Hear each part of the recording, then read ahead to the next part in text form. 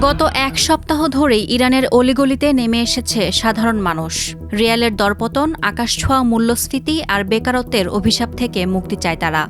Iran এখন কেবল অভ্যন্তরীণ অর্থনৈতিক সংকটে জর্জরিত নয়, বরং সেই বিক্ষোভকে কেন্দ্র করে শুরু হয়েছে মারাত্মক ভূ-রাজনৈতিক টানাপোড়েন। অর্থনৈতিক সংকট ও দ্রব্যমূল্যের ঊর্ধ্বগতির প্রতিবাদে ইরান জুড়ে যখন বিক্ষোভ চলছে, ঠিক তখনই সরাসরি হস্তক্ষেপের কড়া হুঁশিয়ারি দিয়েছেন মার্কিন প্রেসিডেন্ট ডোনাল্ড ট্রাম্প। ট্রাম্প সতর্ক করে বলেছেন, শান্তিপূর্ণ বিক্ষোভকারীদের হত্যা করা হলে যুক্তরাষ্ট্র হস্তক্ষেপ করবে। তবে তার এমন হুমকিকে উস্কানিমূলক মন্তব্য বলে পাল্টা সতর্কতা জানিয়েছে তেহরান। তাদের মতে যুক্তরাষ্ট্রের এই হস্তক্ষেপ পুরা মধ্যপ্রাচ্যকে অস্থিতিশীল করে তুলবে। টানা এক সপ্তাহ ধরে ইরানের বিভিন্ন শহরে বিক্ষোভ চলছে।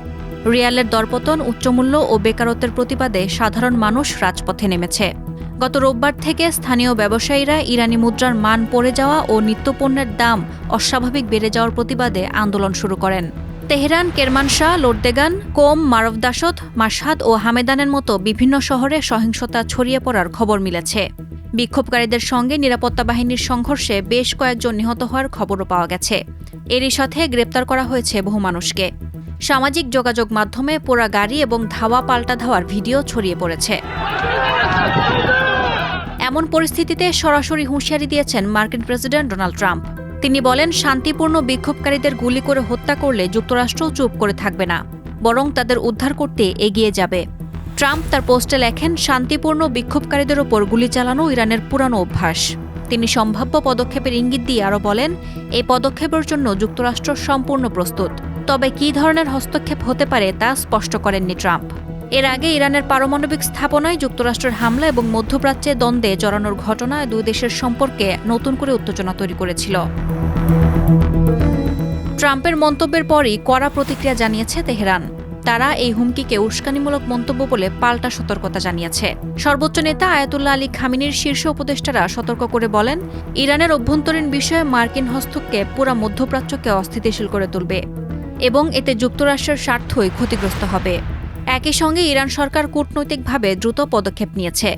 ইরানের জাতিসংঘ দূত আমির সাইদ ইরাভানি জাতিসংঘ মহাসচিব আন্তোনিও গুতেরেস এবং নিরাপত্তা পরিষদের সভাপতির কাছে একটি চিঠি পাঠিয়েছে। চিঠিতে ওয়াশিংটনকে দেয়া ট্রাম্পের অবৈধ হুমকি এবং বেপরোয়া উস্কানিমূলক বক্তব্যকে দ্ব্যর্থহীন ও দৃঢ়ভাবে নিন্দা জানানোর আহ্বান জানান তিনি। এই বক্তব্যকে তিনি জাতিসংঘ সনদ এবং আন্তর্জাতিক আইনের গুরুতর লঙ্ঘন বলে বর্ণনা করেন। ইরান আরও জানিয়েছে, অভ্যন্তরীণ অস্থিরতাকে সামরিক হস্তক্ষেপের অজুহাত হিসেবে ব্যবহার করা হলে তা ইসলামী প্রজাতন্ত্র ইরানের সার্বভৌমত্ব, রাজনৈতিক স্বাধীনতা ও ভৌগোলিক অখণ্ডতার চরম লঙ্ঘন হিসেবে গণ্য হবে।